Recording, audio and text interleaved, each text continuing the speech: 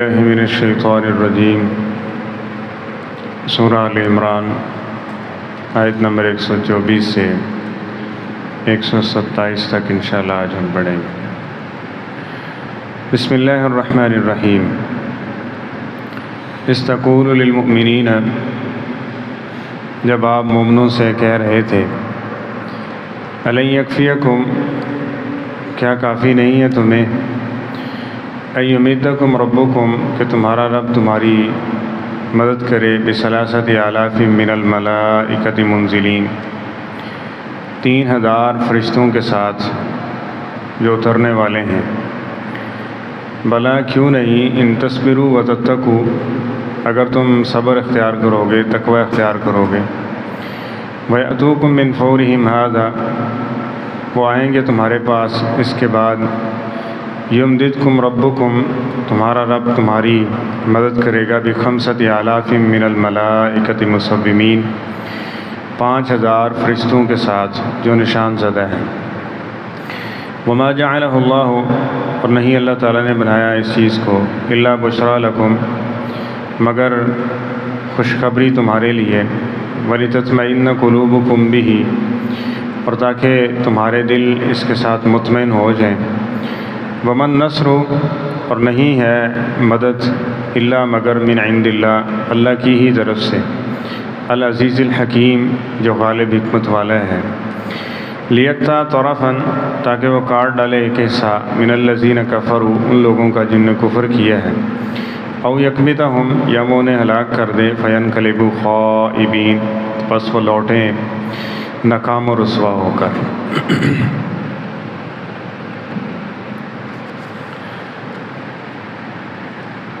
بدر کے موقع پہ اللہ تعالیٰ کی مدد فرشتوں کی صورت میں اللہ تعالیٰ نے اتاری اور مسلمانوں کو فتح یاب فرمایا، اور اس موقع پہ نبی پاک صلی اللہ علیہ وسلم اہل ایمان کے حوصلوں کو بڑھا رہے ہیں۔ ان الفاظ کے ساتھ کہ اللہ تعالیٰ تمہاری 3000 فرشتوں کے ذریعے مدد کر رہا ہے۔ سامنے ایک مضبوط لشکر تھا، اور 313 یا 317 ان کے پاس پورا ساز و سامان تو کیا، ضروریات زندگی کی جو چیزیں ہیں، لباس تک، وہ بھی موجود نہیں ہے صحیح طرح سے۔ تو ان کے ساتھ لڑنا ہے، اور لڑائی کیسے ہوگی؟ ظاہری طور پہ اگر موجودہ حالات کو دیکھا جائے اور اس پہ اگر تبصرہ کیا جائے اس اعتبار سے، تو ان دونوں لشکروں کا آپس میں کوئی جوڑ نہیں بنتا۔ لیکن اللہ تعالیٰ فرماتے ہیں، ہم آگے سورہ انفال میں پڑھیں گے، کہ اللہ تعالیٰ نے اس کو ایک نشانی کے طور پہ ذکر کیا اور کہا کہ ہم اپنے کلمے کے ساتھ، اپنی بات کے ساتھ حق کو حق ثابت کرنا چاہتے تھے۔ اور جو یہ کفار ہیں، ان کو ہمیشہ کے لیے ایک نشان عبرت ذکر کرنا مقصد تھا کہ پیغمبروں کے مخالف جو ہے وہ ناکام اور نامراد ہے۔ تو اللہ تعالیٰ فرما رہے ہیں کہ ہم نے 3000 فرشتے اتارے، اور اس کے بعد فرمایا کہ بلا ان تصبروا وتتقوا، اگر تم صبر کرتے رہو گے اور تقوی اختیار کرو گے۔ وَيَأْتُوكُم مِّن فَوْرِهِمْ هَذَا، اس کے بعد کیا ہوگا، تمہارا رب اس تعداد کو 5000 کر دے۔ اب 5000 اور 313 لگا لیں، یعنی وہ 1000۔ اور پھر یہ بھی کہ اللہ تعالیٰ نے مومنوں کو جو دکھایا وہ کافروں کا لشکر تھوڑا سا تھا، اور کافروں کو جو دکھایا وہ مسلمانوں کا لشکر جو تھا نا، وہ تھوڑا سا تھا۔ مقصد کیا ہے کہ یہ پیچھے بھاگے نہیں، اب یہ لڑائی ہونی چاہیے اور حق واضح ہو جائے کہ مومنوں کو یہ تھوڑے، تاکہ ان کی ہمت اور بڑھے، اور کافروں کو یہ تھوڑے کر کے دکھایا گیا ہے کہ یہ جھٹ لگنا ہے، ہم نے یہ آنن فانن ان سب کو کیا کر دینا ہے، ختم کر دینا ہے۔ اور اس میں کیا ہوگا کہ پھر جو اس طرح کا معاملہ ہوتا ہے نا، اس میں سردار قسم کے لوگ خود آگے آتے ہیں کہ چھوٹا جا کام ہے، ان نے کیا کرنا، ہم ایسے تیاری کر کے یہ سارا کریڈٹ جو ہے وہ ہم لے لیں گے۔ تو تو اس میں ایسا ہوا بڑے بڑے سردار اس میں جھونکے اور اللہ نے وہ بڑے بڑے جو تھے نا ان سب کو ملیا میٹ کر دیا۔ تو اللہ تعالیٰ کی تدبیر وہ ہمیشہ غالب رہتی ہے۔ تو اس لیے یہ بدر کا جو معاملہ ہے نا، یہ ہمیشہ کے لیے اہل ایمان کے لیے ایک بہت بڑا حوصلہ افزا اور یہ اللہ تعالیٰ کی مدد کا ایک عملی مظاہرہ ہے کہ جب آپ اللہ تعالیٰ کے دین کو غالب کرنے کے لیے نکلے ہیں، اس کے دین کی سربلندی کے لیے آپ چل رہے ہیں اور پھر اسلامی احکامات پر عمل پہ رہے ہیں، تو پھر گھبرانے کی کوئی ضرورت نہیں ہے، پھر وہ جانے اور اس کا کام جانے۔ جس طرح احد کے اندر تھوڑا سا نقصان اٹھانا پڑا تو انہوں نے کہا اولو حبل، آج حبل کی جیت ہو گئی، ہم نے برابر بھی کر دیا بدلہ۔ تو فرمایا ایسی بات نہیں ہے، قتلاکم فی النار، ہم حالت میں کامیاب ہیں، تمہارے جو مقتول ہیں وہ جہنم کے اندر گئے، وقتلانا فی الجنہ، اور جو ہمارے مقتول ہیں وہ شہادت کے مرتبے پہ فائز ہو کے اللہ کی جنت کے وارث بن گئے۔ لڑنے کا مقصد کیا تھا؟ جنت کا اصول ہی ہے نا، ہم فاتح نکلیں تب بھی کامیاب، اور اگر نقصان اٹھانا پڑے تو شہادت ہی کہتے ہیں مقصود ہے ایک مومن کا، تو وہ اس کو حاصل ہو گیا۔ اور آپ دیکھتے ہیں کہ کتنا جذبہ تھا صحابہ کرام میں، اور نبی کریم صلی اللہ علیہ وسلم نے خود اس کی خواہش کا اظہار کیا کہ یہ چیز مل جائے، شہادت کا رتبہ۔ تو مومن تو ہر حال میں کامیاب ہے، اس لیے کسی صورت میں اس کے لیے ناکامی نہیں ہے۔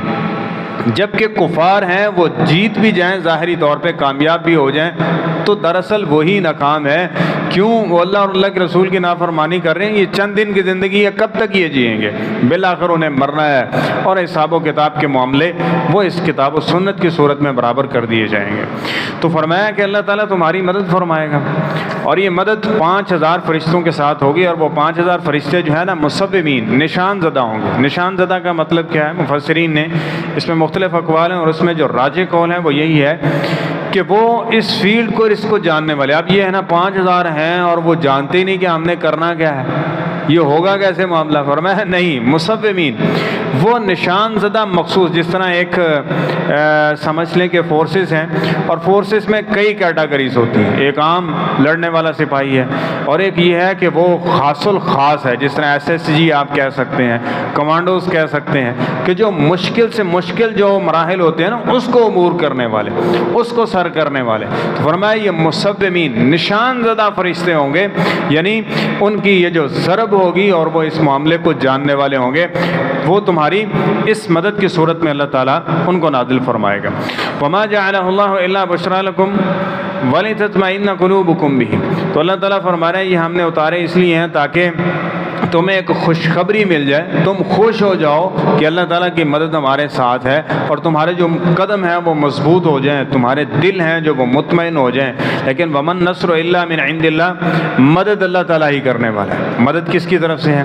اب یہاں پہ بعض لوگوں نے نا وہی 2 نمبری کی ہے جو اہل کتاب کیا کرتے تھے۔ اب انہوں نے کیا اپنے مطلب کی چاند ایک آیات یا چاند ایک الفاظ اس سے مقصد نکالنے کی کوشش کی۔ اب دیکھیں، اب وہ کہتے ہیں کہ تم کہتے ہو کہ مدد صرف اللہ تعالیٰ کرنے والا ہے۔ اب یہاں فرشتوں نے مدد کی ہے کہ نہیں کی؟ اللہ فرشتوں کے ذریعے مدد کر رہے ہیں، اور مدد کی کس نے ہے؟ وہ اللہ تعالیٰ نے کی ہے۔ تو اللہ تعالیٰ مدد و سہارا کسی کو سبب بنا دیتا ہے، تو سبب کی پوجا نہیں ہوتی، سبب کی طرف نسبت نہیں ہوتا، نسبت اسی کی طرف ہوتی ہے جو عطا کرنے والا ہے۔ اب مثلا دیکھیں، اولاد دینے والا کون ہے؟ وہ اللہ تعالیٰ کی ذات ہے۔ اب دیکھیں میاں بیوی ہیں، نکاح کی صورت ہے، اب اس کے بعد میں یہ ہوتا ہے نا، تو اب نکاح ایک سبب ہے، اس مالک نے یہ سبب بنایا ہوا ہے۔ اب کوئی شخص یہ کہا نہیں نہیں نہیں، یہ اللہ نہیں عطا کرنے والا، یہ ایک نکاح کے سبب میں یہ ایک سسٹم چل رہا ہے، تو ایک سسٹم کے تحت ایسا ہوا، تو ایسے کہیں گے کہ سسٹم نے اولاد دی ہے؟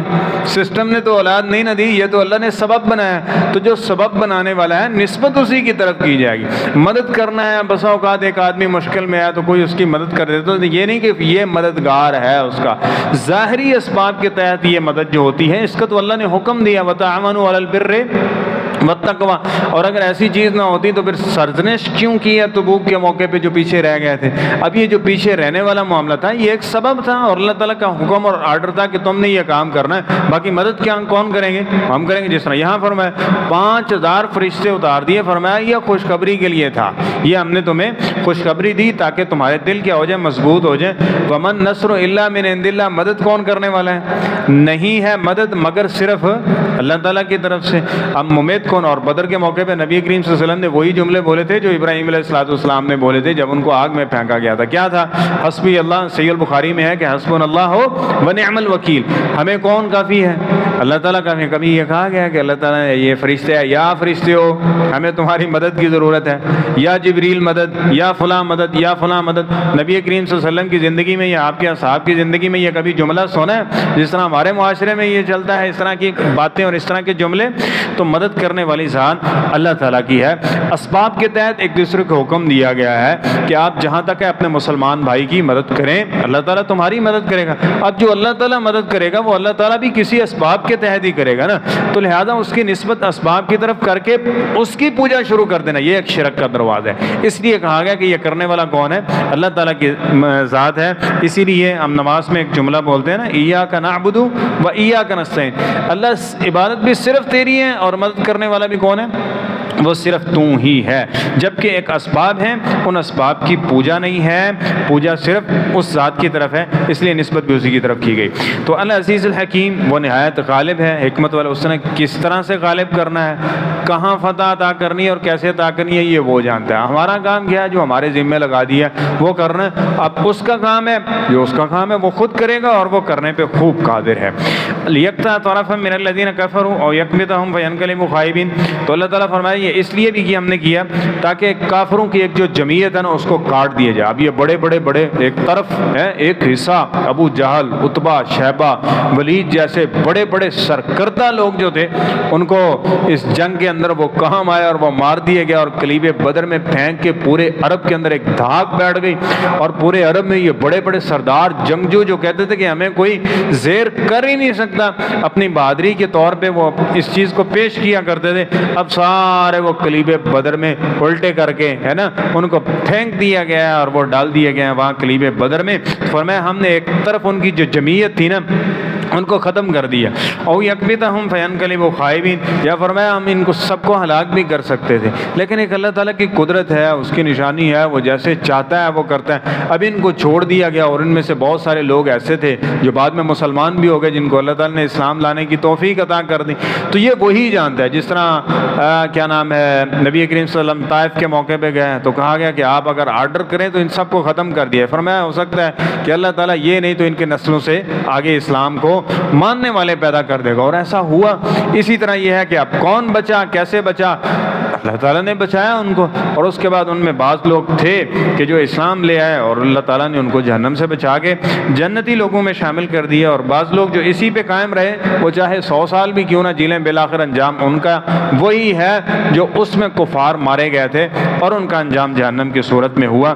اس لیے بالآخر کامیابی اور کامرانی ہر صورت اسی شخص کی ہے جو اللہ اور اللہ کے رسول کی اطاعت و فرما برداری کرنے والا ہے۔ جو اس کے مخالف کھڑا ہوا ہے وقتی طور پہ اگرچہ وہ غالب ہی کیوں نہ آ جائے لیکن وہ ناکام ہے اور نامراد ہے۔ اسی سے ہمیں یہ سبق ملتا ہے کہ دنیاوی زندگی میں یہ حالات جنگ میں یہ ہے ہی ہے، لیکن دنیاوی زندگی کے اندر بھی کامیاب زندگی وہ ہے جو اسلامی اصولوں کے مطابق ہے۔ اگر اسلامی اصولوں کے مطابق زندگی نہیں ہے اور چاہے وہ بادشاہت والی ہی زندگی کیوں نہیں ہے نا، تو وہ ناکامی اور نامرادی کی طرف اور انسان کو شقاوت و بدبختی کی طرف ہی لے جانے والی ہے۔ وہ انسان کو قیامت کے دن کامیابی کی طرف نہیں لے جا سکتی۔ کامیابی کا ایک ہی زینہ ہے کہ اللہ اور اس کے رسول کی حالت جنگ ہو یا حالت امن میں ہو، اس کی فرما برداری اور اطاعت کیجیے۔ اگر آپ دین پہ چل رہے ہیں، جس حالت میں بھی ہیں، اللہ کی مدد بھی آپ کے ساتھ ہے اور کامیابی کے زینے آپ چڑھ رہے ہیں اور آخرت میں کامیاب لوگوں میں شامل کر دیے جائیں گے۔ اللہ تعالی ہمیں خوش نصیب لوگوں میں ہمیشہ شامل فرمائے۔